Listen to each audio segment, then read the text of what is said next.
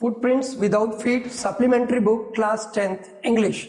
एक चैप्टर है the necklace, उसी का लॉन्ग आंसर लेकर हम आपके सामने आ गए हैं। उससे पहले थोड़ा सा हम चैप्टर का थीम भी समझेंगे और बार बार वही सेम चीज रिपीटिशन है। अगर लॉन्ग लर्न हो जाएगा तो शॉर्ट आपको आसानी से लर्न हो जाएगा, उसके लिए आपको कोई हेडेक या प्रेशर लेने की नीड नहीं है। तो ध्यान रखिएगा चैप्टर में क्या इंसिडेंट होता है, क्या घटनाएं घटती हैं। मटिल्डा एक मीडियम क्लास फैमिली को बिलोंग करती है, एक ऑर्डिनरी फैमिली से बिलोंग करती है, लेकिन उसके ख्वाब बहुत हाई फाई थे।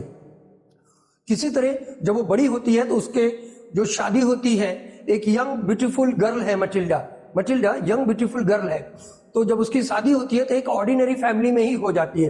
वो भी मीडियम क्लास को ही बिलोंग करता था, एक क्लर्क से होती है, लेकिन उसके शौक वही हाई फाई, वही उसके हाई फाई, हमेशा शो ऑफ करना चाहती थी, हमेशा अपने आप को हाईलाइट करना चाहती थी, हमेशा एडवांस बनना चाहती थी। इस वजह से वो डिप्रेशन में रहती है, हमेशा अपसेट रहती है, बिल्कुल एकदम डिसअपॉइंट हो जाती है अपनी मैरिज लाइफ से, क्योंकि उसके शौक अमीरों वाले थे। वो अमीरों की तरह कपड़ा पहनना चाहती थी, वो अमीरों की तरह खाना खाना चाहती थी, वो अमीरों की तरह ज्वेलरी पहनना चाहती थी। इस वजह से वो डिसअपॉइंट हमेशा रहती थी, निराश रहती थी, हमेशा सैडफुल लाइफ वो स्पेंड कर रही थी। एक दिन उसके हस्बैंड को एक मिनिस्टर के यहाँ से एक इनविटेशन का कार्ड मिलता है और वो बहुत खुशी से ले आकर मटिल्डा को बताता है। मटिल्डा इस पे बहुत अपसेट हो जाती है, कहती है कि हमें यहाँ पार्टी वगैरह में नहीं जाना है, ना ही मेरे पास अच्छे ड्रेस है, ना ही मेरे पास अच्छी ज्वेलरी है, तो हमें कोई इंटरेस्ट नहीं है ऐसी पार्टी को अटेंड करना। तो किसी तरीके से उसका हस्बैंड अरेंज करता है, अच्छा ड्रेस उसको ला कर देता है, बढ़िया एक अट्रैक्टिव ड्रेस उसको लाकर दे देता है, अरेंज करता है। लेकिन ज्वेलरी की वजह से फिर वो अपसेट हो जाती है। तो ज्वेलरी के लिए वो मैडम फॉरेस्टियर से कांटेक्ट करती है, जो कि उसकी फ्रेंड थी मटिल्डा की। तो वो उसको एक ज्वेलरी दे देती है और उससे उधार ले लेती है। ज्वेलरी मतलब मैडम फॉरेस्टियर से उधार ले लेती है और ये फिर पार्टी में जाती है मिनिस्टर के। वहां पर सभी की निगाहें सिर्फ मटिल्डा पे थी। मटिल्डा फुल एंजॉय करती है पूरी पार्टी का, और जब ये लौट के आते हैं तो क्या देखते हैं कि इनका नेकलेस खो चुका है। दोनों हस्बैंड वाइफ बिल्कुल अपसेट हो जाते हैं, बहुत ढूंढते हैं लेकिन इनको मिलता नहीं है। इसकी वजह से, इस इंसिडेंट की वजह से ये बेचारे बहुत परेशान हो जाते हैं और किसी न किसी तरीके से सबसे उधार लेकर 36,000 फ्रैंक्स का ये एक नया नेकलेस खरीदते हैं और जाकर एम फॉरेस्टियर को दे देती है। और उसकी वजह से इनको 10 साल हार्डवर्क करना पड़ा और हस्बैंड को ओवर टाइम करना पड़ा और अपना घर भी बेचना पड़ गया। इस तरीके से इनका पूरा लाइफ स्पॉइल हो गया, नष्ट हो गया, डिस्ट्रॉय हो गया पूरा जीवन। और जब काफी सालों के बाद, इतना मेहनत करने के बाद, जब एक बार 10 साल के बाद ये मुलाकात करती है दोबारा एम फॉरेस्टियर से, तो उसने बताया कि मेरी कंडीशन इतनी पिटिएबल क्यों हो गई, मेरी स्थिति इतनी खराब दयनीय स्थिति मेरी क्यों हो गई, और बताती है कि मैंने आपको 36,000 फ्रैंक्स का नया नेकलेस खरीद के दिया था और आपका असली खो चुका था। ये बात जब बताती है तो वो कहती है एम फॉरेस्टियर, अरे मेरी गरीब मटिल्डा, तूने ये क्या कर दिया, वो तो फेक नेकलेस था, फॉल्स नेकलेस था, नकली था, और तूने ये क्या कर दिया। और तो इसीलिए कहानी हमको मैसेज देती है कि हमें बिल्कुल भी लालची नहीं होना चाहिए और जितनी औकात हो उतने में ही हमें रहना चाहिए। तो इस तरीके से कहानी का हमें मैसेज मिलता है। अब हम इसका लॉन्ग आंसर देखते हैं। Matilda belong to a middle class family. Matilda एक मिडिल क्लास फैमिली को बिलोंग करती थी। मटिल्डा एक मिडिल क्लास फैमिली को बिलोंग करती थी। Matilda was born in an ordinary family. Matilda एक ऑर्डिनरी फैमिली में उसका जन्म हुआ था। फिर से, Matilda belong to a middle class family. Matilda एक मिडिल क्लास फैमिली से बिलोंग करती थी। Matilda belong to a middle class family. Matilda एक मिडिल क्लास फैमिली से बिलोंग करती थी। Matilda was born in an ordinary family. Matilda का जन्म एक सिंपल, ऑर्डिनरी मीन सिंपल परिवार में हुआ था।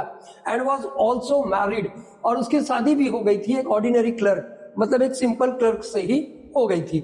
सो शी वॉज सैड, इसलिए वो दुखी थी। शी ऑलवेज ड्रीम्ड, वो हमेशा ड्रीम की सेकंड फॉर्म है, वो हमेशा ख्वाब देखती थी लग्जूरियस लाइफ, मतलब बहुत ही विलासितापूर्ण जीवन का ख्वाब देखती थी। मतलब अमीरों की तरह ड्रेस, अमीरों की तरह खाना पीना, अमीरों की तरह ज्वेलरी पहनना, इस तरीके का वो ख्वाब देखा करती थी। शी हैड नो डाउरी, उसके पास दहेज नहीं था, कोई आशा नहीं थी और कोई साधन भी नहीं था to marry a rich and famous man, कि वो धनी और फेमस आदमी से शादी कर ले।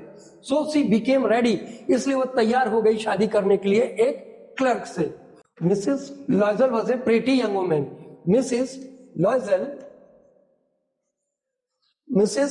लॉयजल was a pretty young woman. Pretty means beautiful. Mrs लॉयजल एक खूबसूरत यंग औरत थी। यहां पर लॉयजल से घबरा मत जाना। लॉयजल मतलब मटिल्डा। शादी के बाद वो लड़के के सरनेम से वो जानी जाएगी, तो मटिल्डा को मिसेस लॉयजल बोला गया है। Mrs लॉयजल means Matilda was a pretty young woman. वो एक खूबसूरत यंग वुमन थी। One day they got an invitation, उनको एक इन्विटेशन मिलता है, मतलब उसके हस्बैंड को, किससे? मिनिस्टर के घर से। She did not have nice clothes, लेकिन उसके पास अच्छे कपड़े नहीं थे, एंड ज्वेलरी, और ज्वेलरी नहीं थी। So she borrowed a necklace, इसलिए वो एक उधार ले लेती है necklace from her rich friend, अपने धनी दोस्त से एक ज्वेलरी उधार लेती है। और कपड़े का अरेंजमेंट तो उसके हस्बैंड ने कर दिया था, जिसका नाम था एम फॉरेस्टियर। उससे वो गहने उधार ले लेती है। सी बोरोड, उधार लिया, नेकलेस किससे? एक धनी मित्र एम फॉरेस्टियर से उधार ले लिया। When she returned, जब वो लौटी, she came to know that, तो उसको पता चला she had lost the necklace, कि उसने नेकलेस खो दिया था। To give the same necklace, वही नेकलेस देने के लिए to M Forestier, they purchased a new one, नया नेकलेस खरीदकर वो एम फॉरेस्टियर को देते हैं। और उसका रेट कितना था? 36,000 फ्रैंक्स। 36,000 फ्रैंक्स का नया नेकलेस खरीद के उसको दे देते हैं। It took 10 years to pay all the debt. Debt means कर्जा, और ये कर्जा लौटाने में दूसरे लोगों का जिनसे उन्होंने लिया था पूरे 10 साल लग गए। एट लास्ट, अंत में, she got a big surprise, उसको बहुत बड़ा आश्चर्य का पता चला, या वो बिल्कुल ही शॉक्ड हो गई। व्हेन शी न्यू, जब उसको पता चला, बाय हर फ्रेंड, अपने दोस्त के द्वारा, किससे? एम फॉरेस्टियर से, दैट द नेकलेस वाज, कि नेकलेस बिल्कुल फॉल्स था, मतलब नकली था। जब उसको 10 सालों के बाद ये पता चला कि नेकलेस बिल्कुल नकली था, तो बहुत ही ज्यादा सरप्राइज या शॉक्ड हो जाती है। After explaining the above lines, ऊपर की पंक्तियों की व्याख्या करने के बाद, वी कैन से, हम कह सकते हैं, we should be what we are, हमें वही होना चाहिए जो कुछ हम हैं। हम जैसे हैं वैसे ही हमें होना चाहिए। तो इस तरीके से ये आंसर ओवर हुआ। मिलते हैं आपसे नेक्स्ट वीडियो में। जय हिंद, जय भारत।